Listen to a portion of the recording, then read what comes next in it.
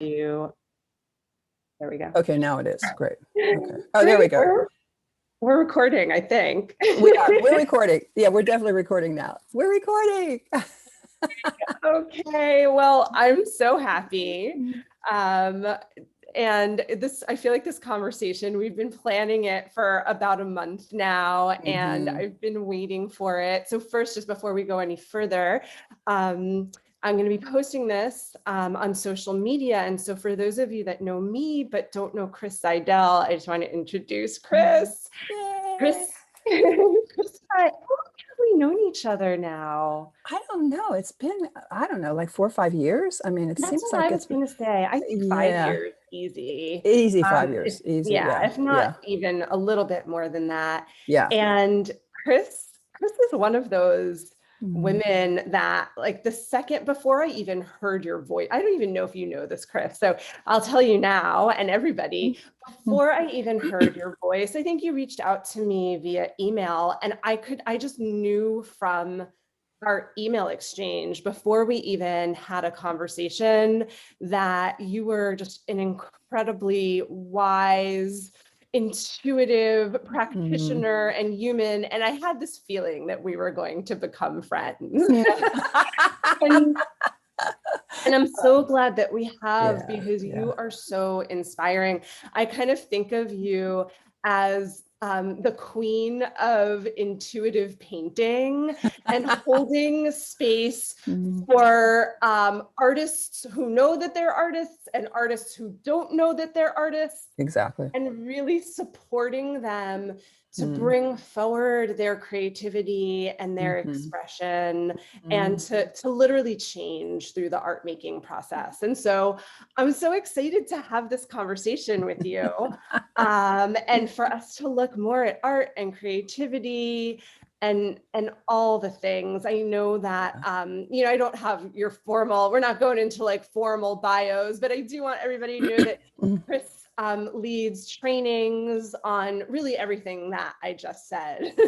Yes, So, right. All of that. All of that. Yes. and I know you're much beloved by Mm. those that work with you. Mm. And you just wrote a book, which we'll talk about more later, but I just want to show the cover to everybody because it's so beautiful. And I just, even the cover itself. So it's called Conversations with the Brush, Wisdom Tales from the Intuitive Painting Heart. I don't know if this is showing up backwards on the screen. No, It no, is. it's perfect. It's perfect. Yeah. Yeah. It's, I just love the cover. So I had to show that to everybody. We'll get to we'll talk about the book throughout. Yeah. But Right. so let's just jump right in. The subtitle of the book is Wisdom Tales from the Intuitive Painting Heart. Hmm. What what does intuitive painting mean and intuitive painting heart mean? Well, so the whole intuitive painting process is the emphasis is on the experience of creativity. So a lot of what people learn about being creative is the focus is outside of themselves. So the focus is on the product. The focus is on the outcome. The focus is on the piece of art itself. And so then people get very caught up in like, oh, is it good enough? Am I good enough? I have to learn techniques. I have to develop all of these things. And they forget about their experience of creating, which is where the joy is and which is where the aliveness is. So people go up into their heads when they're painting for product. And when you're painting intuitively, it's very embodied, so it's a very embodied experience.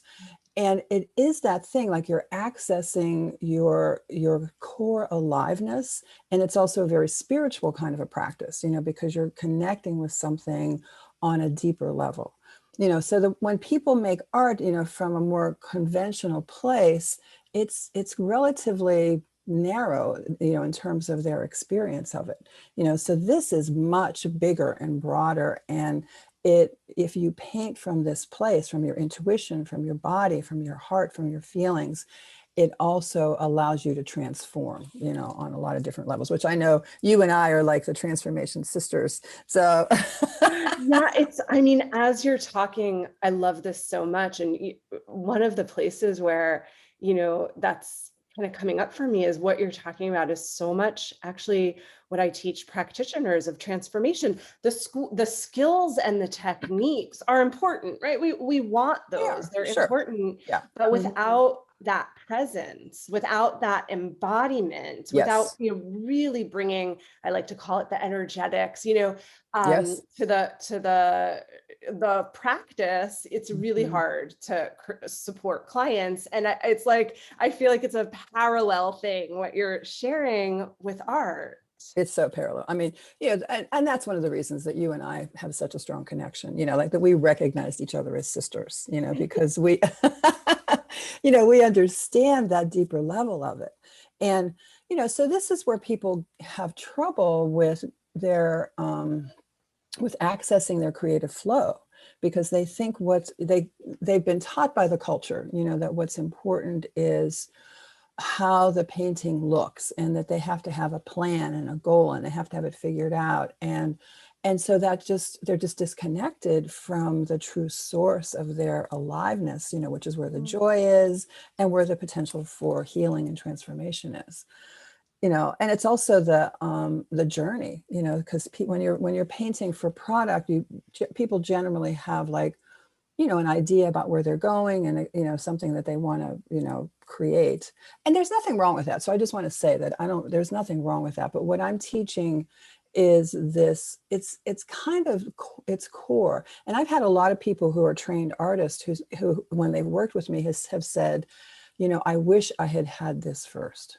I wish I had had this approach first, because what it teaches you is how to trust yourself, how to find your own voice, how to really experience your own creative expression before you learn.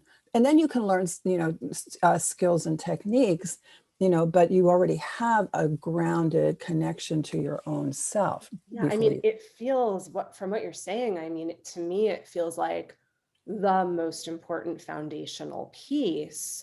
Yeah. I love you keep on using words like embodied and Mm, alive. mm, And tell me if I'm mhm. getting this right. What I'm really getting from what you're saying, which resonates deeply for me, is that if we approach art making and creativity from our mind or what we think it's supposed to be, that immediately cuts us off from the biggest resource we have. Bingo. That's exactly Yeah. right. That's exactly right. And then people get stuck, they get frustrated, they get bored. I mean, again, I have a lot of people that come to work with me who are professional artists, and they're like, I hate to paint. I have no joy in it anymore. Mm. I've lost my mojo. I don't know what happened. I don't feel like I'm being creative any longer. And so this is really that opportunity to get back to that source, Yeah. which we all have. I mean, that's the other thing. The intuitive painting process is like, everybody is creative. Everybody has access to that core embodied, alive place in themselves. You don't have to have any technique at all to do this. Mm. It's, yeah. So let's pause there, because there's so many pearls coming out, and I think I want to kind of underscore something that Sure. you just said, which is that everybody is creative, Yes. right? So this Yes. is, I mean, you said it quickly, and like, but this is so huge, It's huge. actually, Yep. because I don't think that that is a belief that most people have, right? That's So right. okay, so I'll share a personal story. I don't know if you know this, Chris, um, but I have my master's in art history. So for a long time, Oh.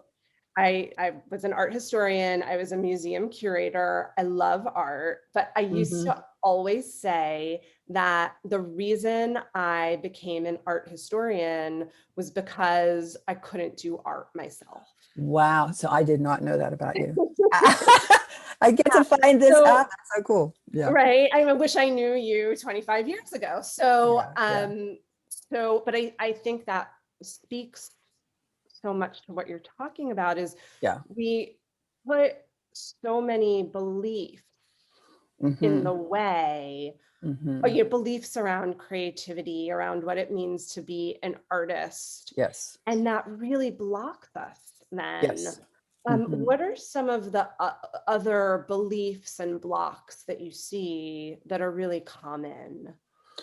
Well, that one, that there's only that creativity is something that only a few people have access to. Um, you know, the belief that you have to have skill, or you have to, have skill, and you have to have technique before you can create. So that's Mm, a really big one, where people are like, oh, well, I can't even put my brush on the paper because I don't know what to do. And my whole thing is like, exactly what to do. Your body knows exactly what to do. One of the things that I always say to people is, if you hand a 3-year-old a pad of paper and some crayons, they never say to you, I'm sorry, I don't have any talent.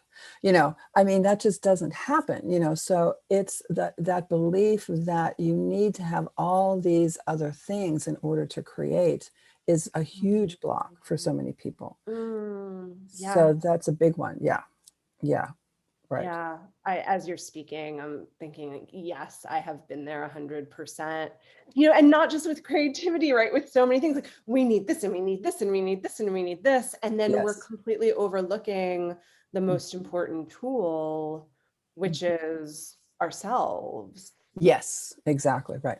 Right. So that's another piece of this, that I'm always trying to help people to learn, but also to anchor them into, which is trust. That they can trust in themselves, they can trust in their own intuition, they can trust in their own creative impulses, and trust where those things are going to take them. So that requires letting go of a plan and a goal.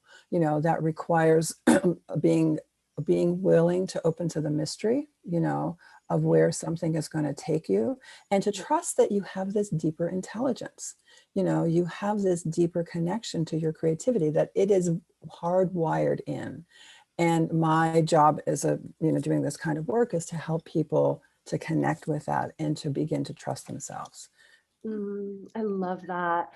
Again, like I'm seeing all of these parallels with, training, transformational practitioners, this piece around trust, and then in particular, this piece around trusting in the mystery. Yes, right. Um, I think that whether it's art or any area of life, the moment we become attached to it has to look this way, or I Yes, need to know exactly how. I tell this to practitioners, yes, in sessions, like if you if you go into a session with a client expecting to know exactly where it's going to lead, yeah, that is not going to be a session that is alive and transformational. It's exactly. it's going to be blocked. And it feels like, from what you're saying, it's so parallel in that creative Hmm. process.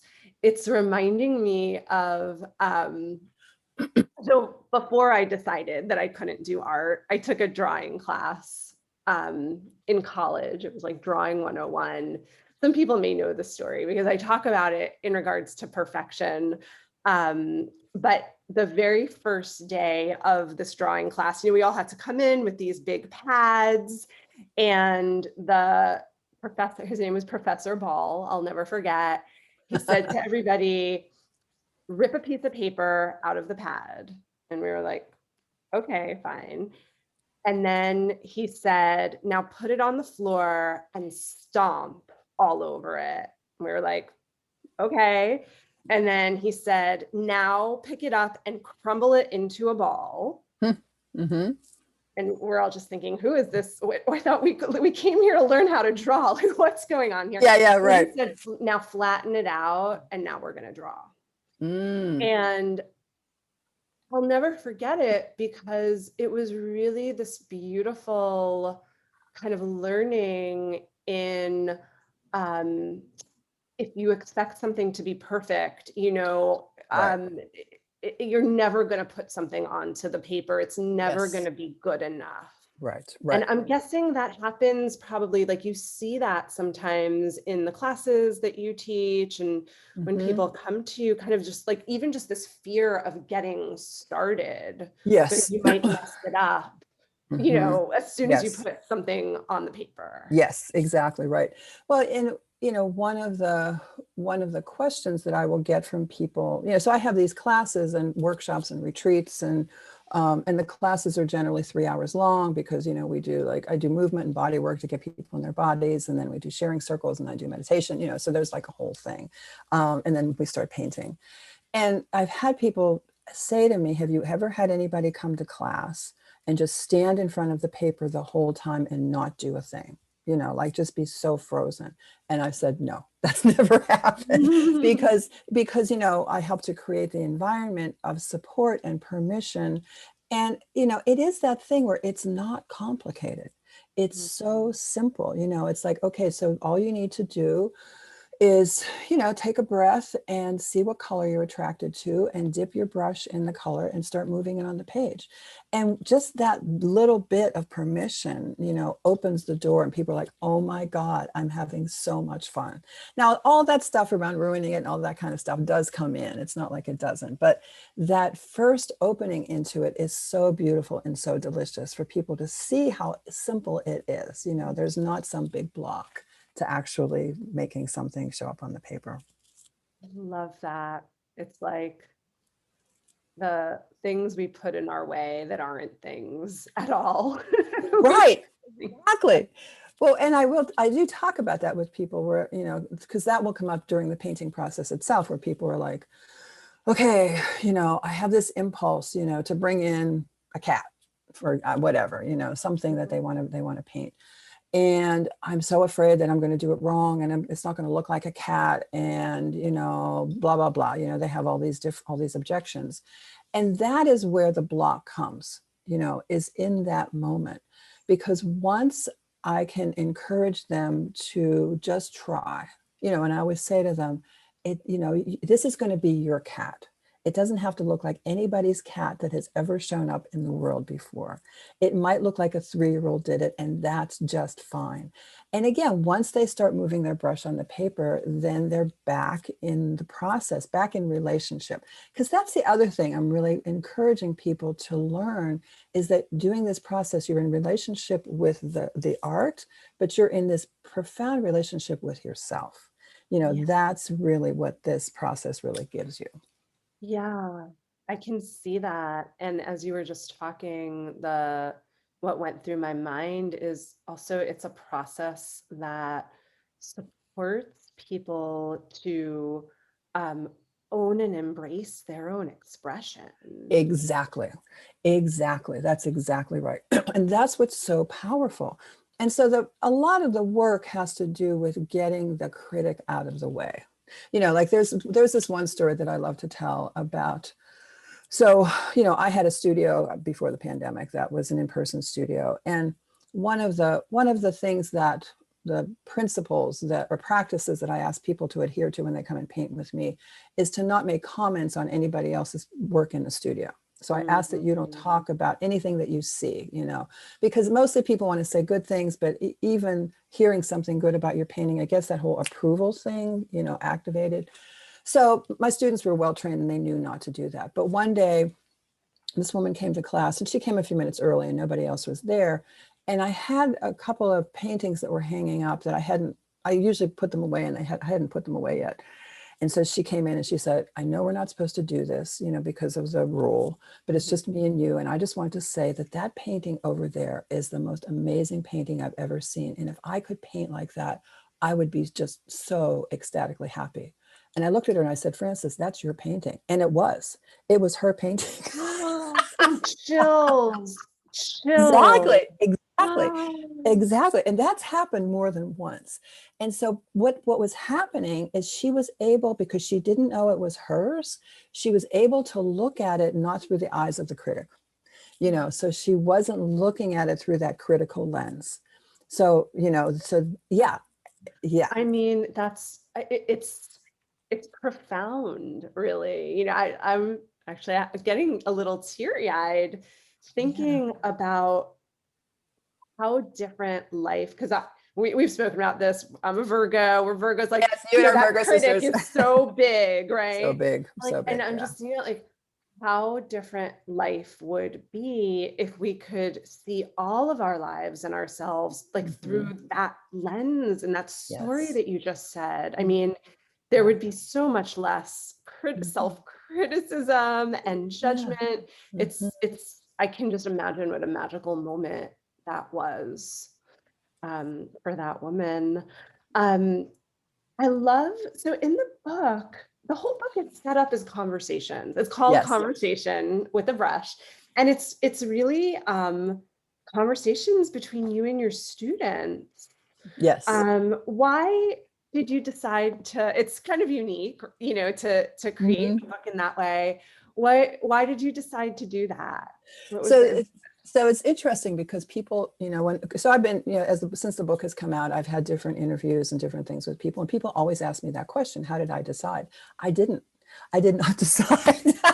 This just happened really organically. So one day I had a conversation with one of my students in the studio, and I was really inspired to write it down. Now, a lot of these conversations, some of them are verbatim, but most of them have, poetic license, and most of them are like, things I've, created. But so for a period of time, so there's 39 conversations in this book. And so somebody had asked me, why did you choose 39? And I was like, I didn't. One of the principles that I try to teach people is to follow the energy. Where's the energy? Where's the juice? Where's the aliveness as you're creating and as you're painting? So my muse had energy for 39 stories, and then she was done. Now we're on to other things, So it wasn't really a decision. It was really an organic expression of something that I felt really excited by, and it just, the stories just kept pouring out until they didn't. And then it was like, okay, now it's time to put them in a book. So it feels similar probably to the painting process that you totally. teach. Yeah, it's exactly like the painting process. Right. Yeah. Yeah. Love Yeah. that. Well, we're connected on social media, and I recommend everybody follow Chris on Facebook. One of the things that I love is sometimes you'll share little bits and pieces of conversations or comments that come Yeah. up in your classes, and they're always inspiring slash hysterical. They give me my laugh for the Yes. day. So, well, I want to ask you one more question. Yeah. Would you be willing to tell us about a time where you had a creative block and how you were able to, I'm assuming that even though, it's like whatever we Yeah. all teach, Yeah. we also have been there, Yeah. right? So I'm Yeah. assuming Yeah. that you've at least once hit a creative At block. least once. Would you Right. be willing Yeah. to share with us what happened, and how did you move yourself through it? Well, so the creative block, so the thing about um, the way that it works for me generally, and this has just been kind of like from the beginning, and so I've felt very fortunate, like when I'm actually creating, like when I'm writing, I love to write. It flows pretty easily. I don't really get, I don't get very blocked there. But I did have blocks. And this is all along the same lines, is, getting this into a book form, and getting it out into the world. There were huge blocks around that, and so there was this block around having a voice, and being public with my voice, and having something to say, and having something that would be worthwhile for people to, like, will people even, there was the fear, the Virgo fear, that people would be like, well, that's a stupid book, and why would you write about conversations? And like, who would want to read this? And so there was a lot of anxiety and fear around putting it out there, becoming visible, with it in a way that I was offering something, for people to buy from me. That was a huge block. And so it took a while to work through that. I've been there more than once. I get it. And as you're talking, I'm thinking like that's another aspect I think of the creative piece too, right? It's like there's the piece that we've been talking about a lot in this conversation of, how does the artist, whether you call yourself an artist or not, right? But like, how does the Yeah. creator feel about what they're creating is Mm-hmm. one whole area of possible beliefs and ways Right. that we hold ourselves back. And, Mm-hmm. and then the other is, and then how is it going to be received by Exactly. others? Exactly. Exactly. So like I love this little book, I really do love it, it's mine and it's my expression and my baby, and so that feels really good, to be able to say that and to be able to feel that. And but they're two different things, and there is that thing about like, okay, I'm offering this now for a response, for some kind of a response. And of course, I want people to benefit from it and to like it and to be inspired by it and to buy it, like all those things, I want those responses. And that's where things get vulnerable. And that's still a creative act, it's still part of the whole creative process. Now, not everything that I do, like when I do my own artwork, I don't really put it out there for any consumption because it's just for me, and the way that I work with my students, for the most part, that's the truth. But I have a lot of people who come to me who they are artists, they're professional artists, and they've been working in galleries and all that kind of thing. And they're trying to combine this, how do you be true to yourself and create and then put it out into the world? And so that's where the vulnerability lies, is like this, I didn't do this for anybody else. I did this was a relationship between me and my muse. It wasn't like, oh, I'm trying to create a book that will sell, so it wasn't coming from my head in that way. But now that it's complete, it's like there's a vulnerability to that, and to offering something that is really so close to my soul and putting it out there. Yeah. Yeah. And I think what you're speaking is true, not just for artists, but for entrepreneurs, Yep. transformational practitioners, all of that, which is why, not only do I highly recommend this book, but I don't only recommend it for artists. Anyone that is a creator, it is short and but it is just packed with so much wisdom. So I'll drop in the comments, the link and the URL, but can you just also tell us now, Chris, how can we get the book? So, I mean, right now, excuse me. So if you go to my website, which is www.creativejuicesarts.com, and then, you can click on the book, and I'm selling it mostly like through Amazon or Barnes and Noble, and I think there's one other place, but you can also order it through your local, bookstore, because I know a lot of people don't want to do the Amazon route. I mean, we decided for a lot of different reasons not to sell them ourselves because that was kind of like a big project. I know. I thought about it, but it just was too much work. So yeah, so those are the ways that you can get it, and then you can again go to my website, and there's links to those places, so it's easy to get. Okay, well, I'll make sure that those go in the comments. And I just thank you so much for having this conversation. It's always, I just always love having conversations with you. So much gold and pearls of wisdom. I didn't expect to get a little teary-eyed today, and I did. And just so much love to you, Chris. Oh, thank you, honey. And thank you so much for your friendship and your generosity and for offering to do this with me, to have this conversation. I mean, again, you and I could talk for a week, a month, I mean, and just never run out of things to say. And so it just feels so good just to connect with you, in this way, and to feel the generosity of your support in helping me to spread the word, about the book, but then just about this whole process is just so precious. So thank you so much, my dear friend. So much love. And thank you everybody for listening. I hope this was helpful. Let us know what resonated for you and what inner conversations our conversation is sparking for you. Yay. Thank Love you. everyone.